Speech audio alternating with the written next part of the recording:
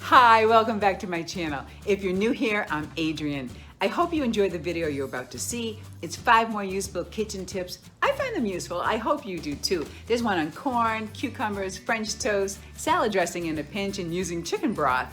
If you do like the video, please give it a thumbs up, share it with family and friends, and if you haven't yet subscribed, please consider doing so. Hit the bell so that you get notified every time there's a new video uploaded. I'm gonna let the video take it from here.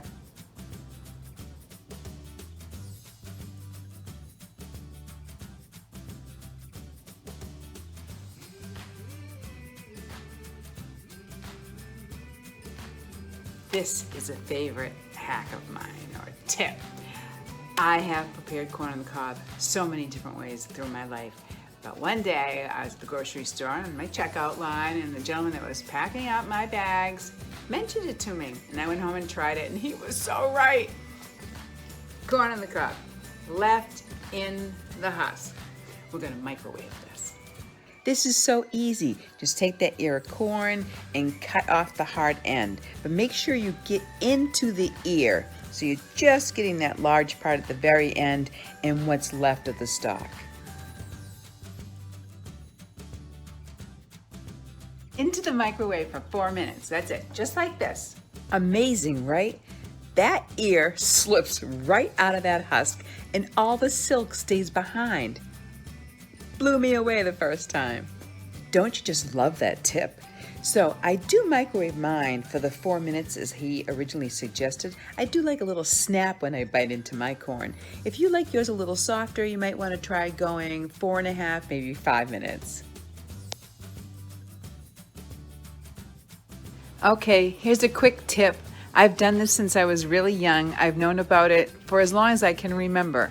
And son of a gun, if it doesn't work, as silly as it looks, take a cucumber, cut off the ends, take the opposite end, rub it on the other end of the cucumber, and it takes away bitterness. I've really experimented in not doing it, and darn, that cucumber was bitter. I don't know if it's a coincidence, but it's worked for me all my life. Prep your mixture for your French toast. Personally, I use eggs, cream, and vanilla. After you have that ready, prep your sugar and cinnamon mixture.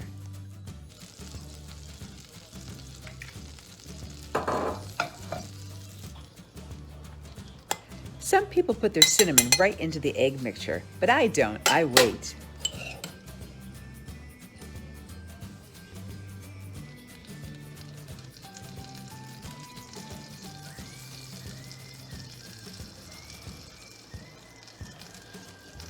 Coating the soaked bread with the cinnamon and sugar just before it hits the hot butter in the pan, that's what creates the crisp.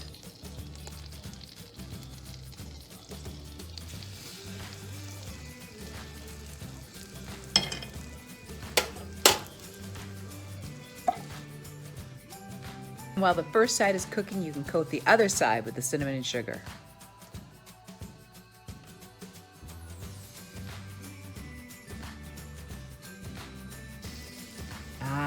Nice, crispy on both sides, just the way I like it. I also like it with maple syrup and some fresh fruit.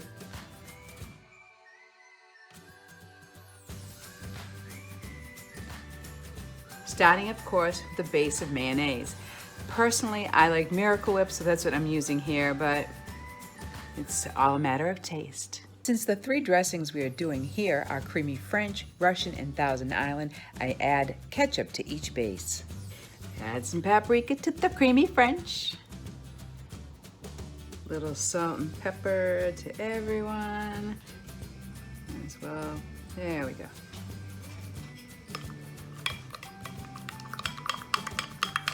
And for the Russian dressing,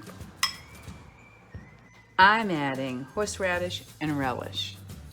All right, we've mixed that, combined it together, and as you can tell by now, I'm not a big measuring person, but I'm a big taster, so taste everything along the way, and you'll know when you like it, because that's really all that matters, right? All right, now we're gonna move on to Thousand Island, and we have the base going. This, I'm going to add the relish as well, and some chopped hard-boiled eggs. Here we go. All right, there we go. Kind of in a pinch, what you got in your fridge, usually, right? And people add other various ingredients. You know, a lot of people like to add hot sauce and things like that, or, you know, onion powder, even like a mustard powder. But go by your own taste buds. But when you're out, you're not really out. So my tip with the chicken broth is so simple. Use it. Use it when you make rice instead of water. I even use it sometimes when I make pasta, particular types. That's it.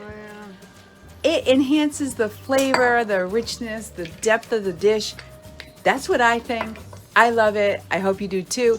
I'm going to share a rice recipe for you here. Enjoy. Here's where I usually put in chopped bacon. I cook it right up in the pan. I leave all the drippings there and I add the shallots in and garlic and seasoning. You know the routine. However, I went to grab my bacon, didn't like how it looked, so I'm going to skip that today. I use twice as much broth as I do rice. So we're making 1 cup of rice. That means 2 cups of broth. Pour it in when everything's nicely browned and make sure you stir it and scrape all that goodness from the bottom of the pan.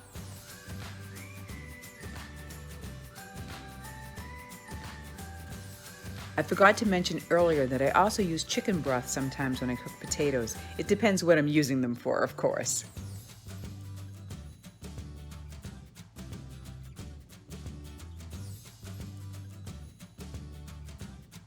All right, let's check it out. The timer went off.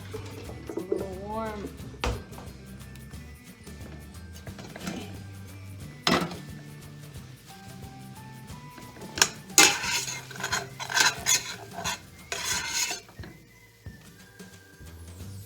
Beautiful. Now at this point, I might serve it like it is. I would probably toss in some butter, turn it around. I might throw in some black beans, some extra seasoning. It's all good. So nice. And the chicken broth brings a richness that the water just can't bring alone, you know. It just kind of enhances everything that you put in, and it's fabulous. Enjoy. Well, I hope you enjoyed that video and found some useful tips in it. I look forward to our next get-together. Again, if you are not yet a subscriber, please consider doing so. Make sure you hit the bell to be notified anytime a video gets uploaded. Also, please give it a big thumbs up and share it around. Leave a comment. I'd love to hear from you. Take care until next time.